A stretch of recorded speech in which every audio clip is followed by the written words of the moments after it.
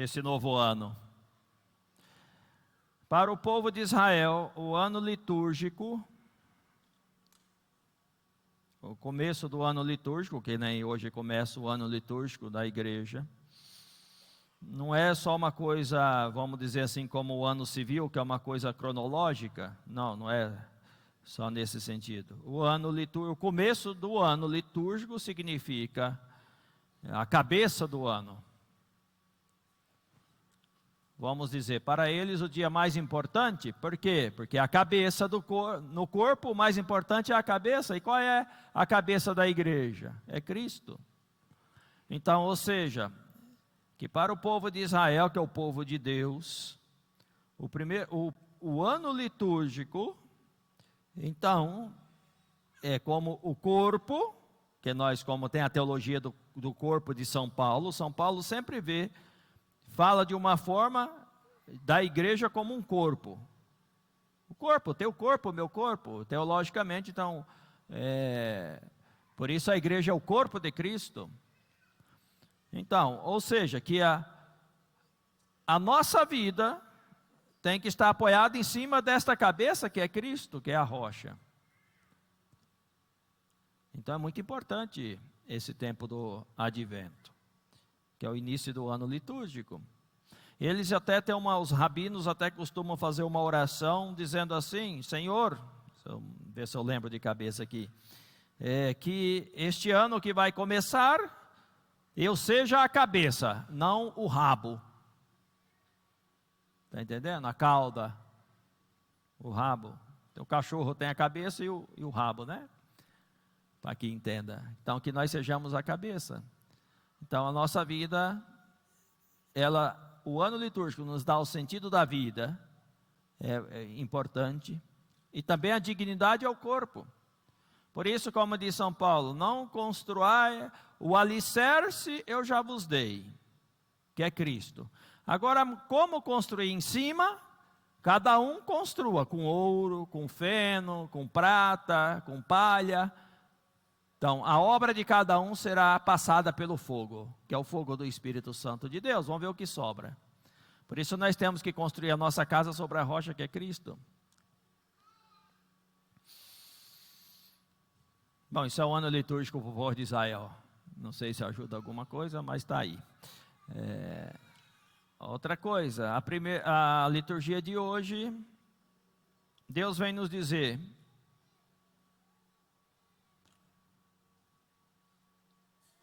que Cristo vem, mas a palavra sempre está no presente. Não é que Cristo, quando se encarna, vem a primeira vez, né, na humildade, depois sobe aos céus, não é que nos abandona. A palavra sempre manifesta, e também já dizia o Papa Bento XVI, num presente, num contínuo. Então, nós temos, hoje aqui está presente Jesus Cristo. Então, esta leitura vem nos ajudar que tem um sentido de espera. E por que tem um sentido de espera? Porque Deus, aquele que espera porque Deus fez algo na vida dele. Por isso a primeira leitura, o contexto da primeira leitura do profeta Isaías, é o contexto de que o povo de Israel tinha acabado de sair do exílio, e saiu do exílio, imagina, estava na escravidão na Babilônia, voltou para Jerusalém, mas voltaram pobres, viram toda a ruína da sua cidade destruída. Era um pequeno povo que voltou, e a reconstrução da cidade era uma coisa lenta, devagar. Então estava um povo desanimado. E ainda mais, esse povo, as ruínas, isso lembrava, por que fomos ao exílio? Porque a nossa vida não foi colocada como centro da nossa vida Deus. Então aparecem os profetas que Deus envia, dizendo que Deus reconstruirá esta Jerusalém.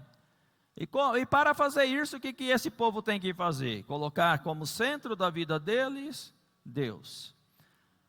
Por isso, esse tempo do advento vem nos chamar a isso também, a colocar no centro da nossa vida Deus. A nossa vida tem que ser, nada pode nos tirar de escutar a palavra de Deus, de participar do sacramento, de seguir aquilo que diz a Santa Mãe Igreja, que isto te salva. Isso é colocar a Deus acima de tudo. Por isso, no Evangelho, também a igreja hoje vem dizer para nós como que nós devemos viver entre a primeira vinda de Cristo, que ele veio na sua humildade, quando ele assumiu a sua carne e a minha carne. E olha só, irmãos, a obra que Cristo fez quando ele veio na humildade, na pobreza, como diz São Paulo, Cristo que era rico, se fez pobre e com a sua pobreza nos enriqueceu. Então, a obra que Cristo fez, quando ele assumiu a tua carne e a minha carne, foi uma obra estupenda, maravilhosa, que não tem fim, porque a obra de Deus, a obra que Cristo fez, é eterna. Ele destruiu a morte, o dominador da morte, que é o diabo.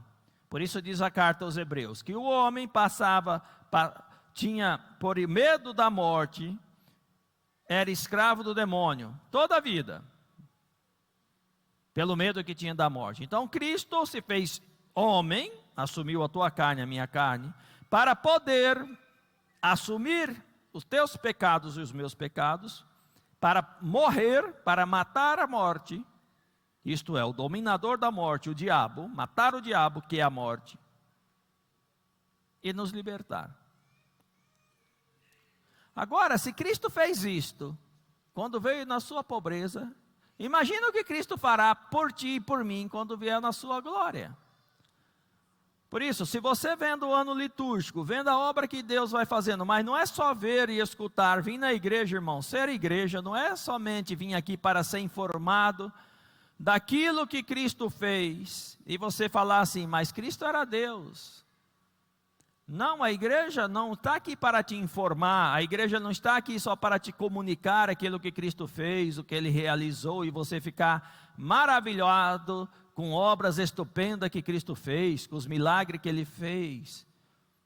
E isso parece que não tem relação nenhuma com a minha vida. Isso não é assim, a igreja não é assim.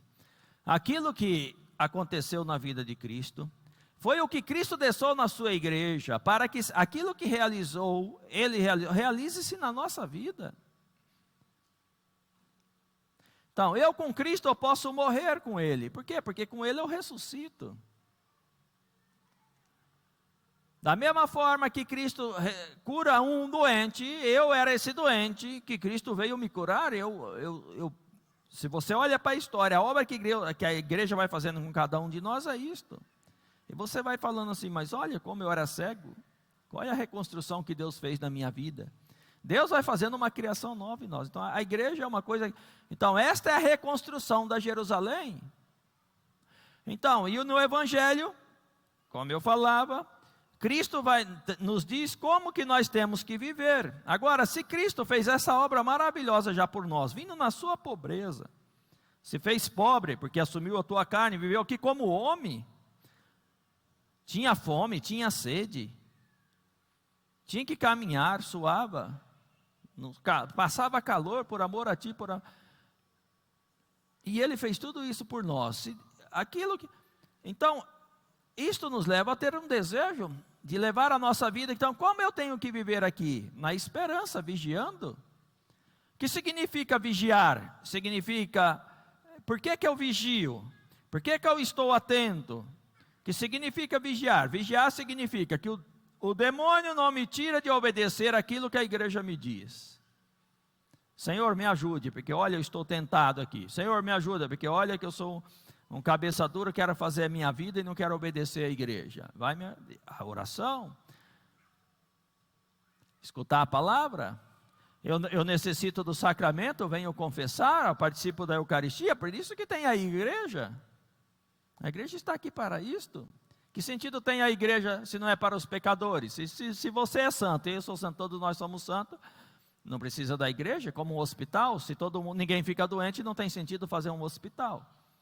E se você está são e vai fazer uma consulta médica, o médico pergunta, o que você tem? Eu não tenho nada. Então eu vou te dar um remédio de doido aqui. Porque acho que você está doido, porque vim aqui sem ter nada. Agora, a igreja é aquele que pega um pecador, reconstrói a vida dele e faz dele um santo. Como um hospital cura um doente. E a leitura, a segunda leitura aos Coríntios, então, vigiai. Vigiar significa viver atento hoje na minha vida para que ninguém me engane, defender sempre, porque aquele que busca em primeiro lugar o reino de Deus e a sua justiça, todas as outras coisas são acrescentadas. Não tenha medo de obedecer a Deus. E você vai ver que a palavra de Deus é verdadeira, que Deus é verdadeiro. E depois, a carta de São Paulo aos Coríntios aqui. Olha, a comunidade de Corinto era uma região, Corinto era uma cidade de portos, né? Ali no mar. Então tinha lugar de dinheiro. Era um lugar, vamos dizer assim, de muita prostituição. Tanto é que São Paulo diz nas suas cartas que ali em Corinto tinha no meio ali das pessoas que vinham na comunidade, tinha um pai e um filho que saíam com a mesma mulher. Você vai achar isso nas cartas de São Paulo aos Coríntios. Então era uma cidade, vamos dizer assim, depravada, uma cidade cheia de pecados, cheia de rixas, de disputa para ver quem era o melhor. Um dizia que era de Cefas, outro dizia que era de Paulo, outro dizia que era de Apolo. Era uma confusão. Mas olha o que São Paulo está dizendo aqui hoje, para que vocês vejam como Deus age, dando graças a Deus. Por quê? Porque nele, em Cristo, esses pecadores tremendos da cidade de Corinto, foi enriquecidos em tudo. E vai falando um monte de coisas aqui. Por isso, a igreja é aquela única que pode reconstruir a tua vida, te fazer um homem novo, dar um sentido na tua vida, porque é Cristo. E essa reconstrução que a igreja vai fazendo em você, vai gerando um amor tão grande dentro de você por Deus, que você passa a desejar obedecer a Deus. Não é um esforço, aguentar, mas é um desejo de obedecer a Deus, porque Deus faz em mim maravilhas, como a Virgem Maria. Então, aí nós passamos a ser testemunha de Deus, porque isto é vir aqui na Eucaristia. Eucaristia, aqui é um lugar de a gente exultar, de proclamar, de bendizer a Deus. Por quê? Porque Deus, quando intervém na vida do homem, que ele entra em contato com o homem, a vida do homem que não tinha sentido, era um vazio, uma escuridão, só a morte. A vida do homem toma um sentido. E a resposta, a intervenção de Deus gera uma festa. A Eucaristia é uma festa. É verdade que tem o sacrifício, mas é um sacrifício. O sacrifício é o mistério pascal, a morte e a ressurreição de Cristo. Está tudo aqui na Eucaristia. Então aqui é um louvor. Então, como a Virgem Maria faz o Magnificat, é uma Eucaristia. E por quê? Porque a Virgem Maria é uma testemunha da potência da palavra de Deus. Porque a Virgem Maria acolheu a palavra de Deus, e ela é uma testemunha do que Deus é capaz de fazer. Isto é a igreja. Tudo que se diz da Virgem Maria se diz da igreja. Tudo que se diz da igreja se diz da Virgem Maria, sim. Então, coragem, irmãos. Então, espero que o Senhor, por aquilo que as obras que Ele vai fazendo em nós, nos leve a ter o zelo de defender sempre a nossa fé. Hoje, não amanhã, hoje estar atento, hoje não deixar se enganar, não achar que você não presta. Olha, quem sou eu? Eu, pelos meus pecados, não sou digno de ir na igreja, e deixa de vir na igreja. Dá vontade de dar-lhe uma raquetada na sua orelha, para largar de ser tonto. É assim, apesar que estão filmando ali, mas está bom. O padre tem que soltar sempre a dele, que é para o povo rir um pouco. Tá bom. Eu falei quanto minuto já? Ninguém suporta mais. Estou ganhando já do meu irmão, né? Basta já, o padre falou muito. E eu tenho compromisso ainda hoje. Eu cheguei agora de Recife, não deu nem tempo de eu chegar em casa ali no meu irmão, já a missa é tua. Aí se eu sair comprar uns remédios aí, as farmácias não me venderam. Uma não tem, outra queria me dar outra. Aí depois cheguei aqui, tinha 425 para confessar. E ainda comecei a missa quase na hora. Vai, vamos ficar em pé, senão o padre continua falando, vocês vão ver só.